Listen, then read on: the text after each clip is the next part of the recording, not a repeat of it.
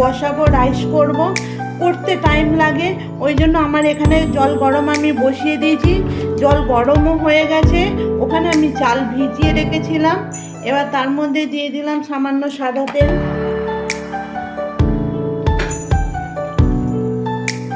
দারচিনি, এলাচ, লবঙ্গ। প্রথমেই বললাম জল যেহেতু গরম হয়ে গেছে সেই জন্য আমি চাল ভেজানো ছিল। আমি এবার এই চালটা তুলে দিলাম। তারপরে এবার চালটা যখন অর্ধেকটা সিদ্ধ হয়ে আসবে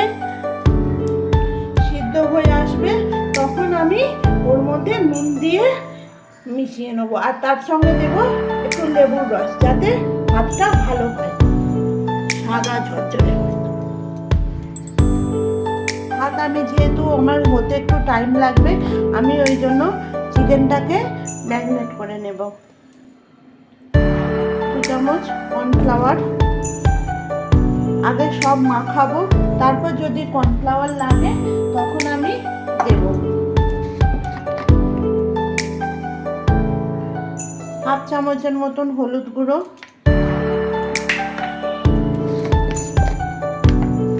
1 চামচের মতন লবণ, ছোট চামচের 2 চামচ মতো গুঁড়ো লবণ,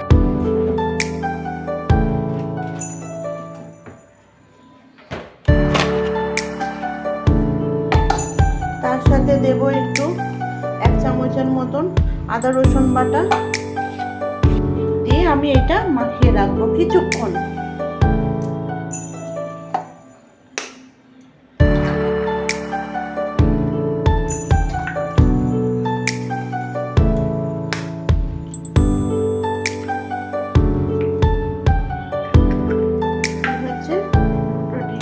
এটা আমি হাত দিয়ে মাখাবো, কারণ এতটা জিনিস চামচে মাখানো যাবে না।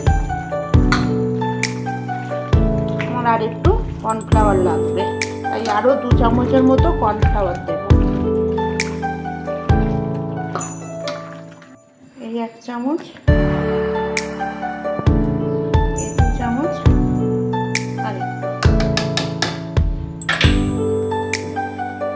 দিয়ে এটা আমি এবার ভালো করে মাখিয়ে রাখবো ওই আধ ঘন্টার মতো।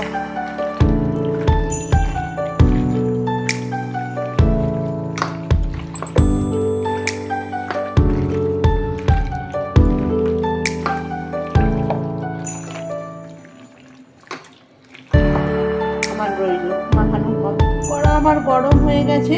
এবার ওর মধ্যে দিয়ে দিলাম সাদা তেল।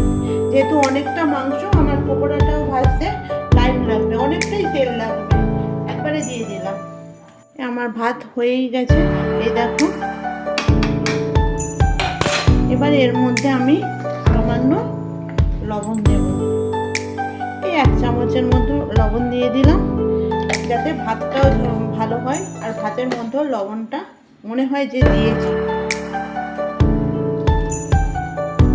তেল গরম আমার হয়ে গেছে, এবার আমি এক পিস করে চিকেন দিয়ে দেব।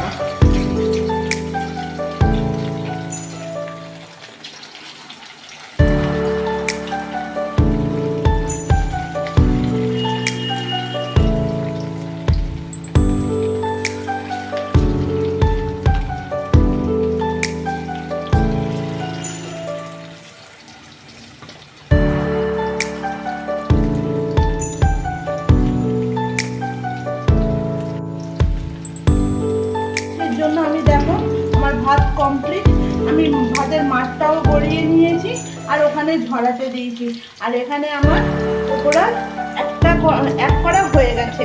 এটা আমি এরকম করে ভেজে নিয়েছি, খুব লালও করিনি আর খুব সাদাও নেই, মোটামুটি হালকা ব্রাউন হয়ে যেতেই আমি এবার এগুলো তুলে নেব।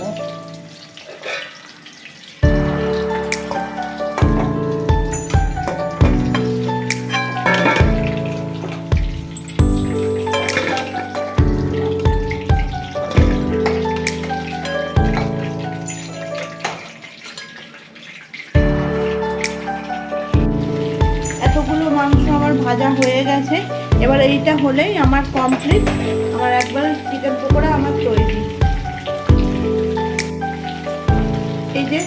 পেঁয়াজ আর কাঁচা লঙ্কা আমি রেডি করে নিয়েছি, আর ওখানে আমার সস সব কমপ্লিট। বেলকড়াইতে আমি টমেটো সস, চিলি সস আর সয়া সস সব এক জায়গায় করে রেখেছি।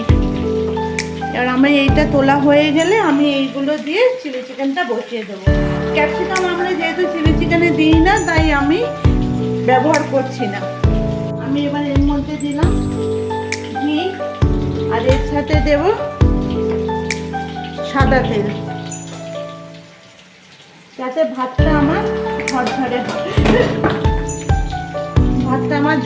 হয়। এবার আমি সবজিগুলো তুলে দিলাম।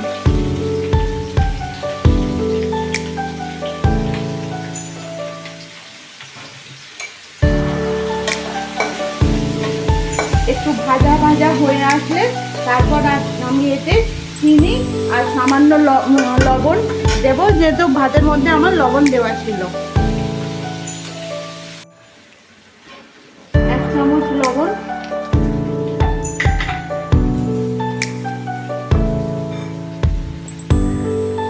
আর এই 2 চামচের মতো চিনি,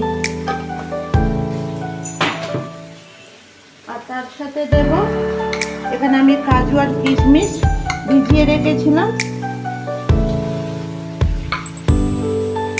এগুলো আমি দিয়ে দেব।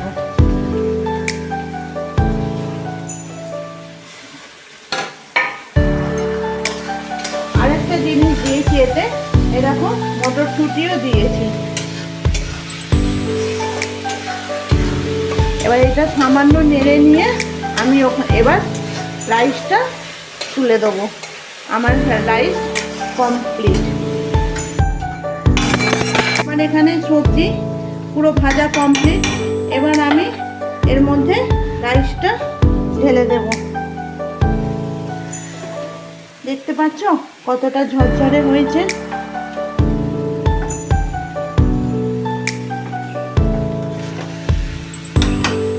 এটা আমি এবার মিশিয়ে নেব।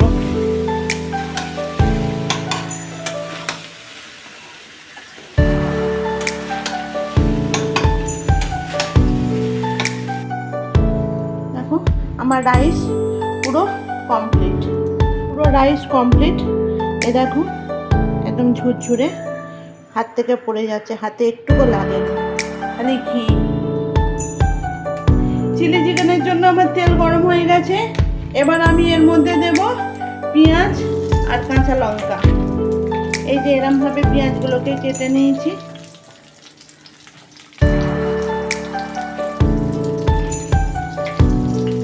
এগুলো একটু ভাজা ভাজা হবে। তার মধ্যে দেব নুন, হলুদ আর খুব সামান্য কাঁচা লঙ্কা, যেহেতু এখানে কাঁচা লঙ্কা দিয়েছি, আর ওখানে কাঁচা লঙ্কা বাটা দেবো না, একটু গুঁড়ো লঙ্কা দেব। পেঁয়াজ আমার লাল লাল করে ভেজে নিয়েছি। এবার এর মধ্যে দেব সসটা, তারপর দেব সসের মধ্যে যেহেতু লবণ থাকে তাই খুব সামান্য লবণ দিলাম।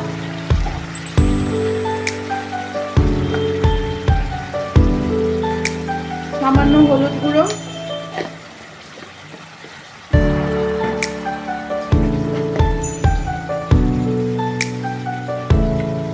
আর এই ছোট চামচে একটুখানি গুঁড়ো লঙ্কা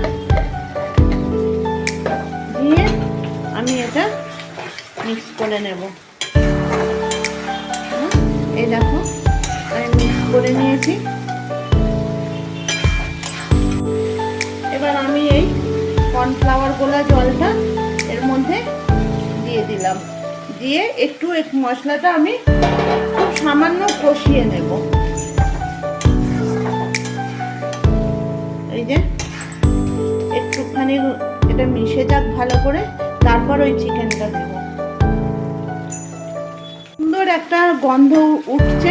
আমি এবার দেব এই চিকেনটা, এবার এই এর মধ্যে ঢেলে দেব, দিয়ে একটুখানি ভালো করে মিশিয়ে নেব, যাতে এগুলো ভালোভাবে মিশে যায়।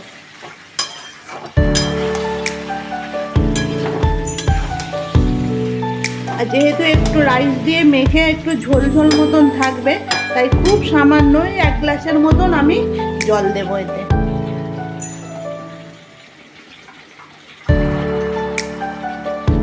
দেখো আমি এখানে 1 গ্লাস জল নিয়ে নিয়েছি। এই জলটা আমি এবার এতে দিয়ে দেব, যাতে মাংসর মধ্যে মশলাটা ভালোভাবে ঢোকে। এবার একটু ফুটে গেলেই আমি এটা নামিয়ে নেব। আমার চিলি চিকেন কমপ্লিট। দেখো চিলি চিকেন আমার রেডি, সুন্দর হয়েছে কালারটা।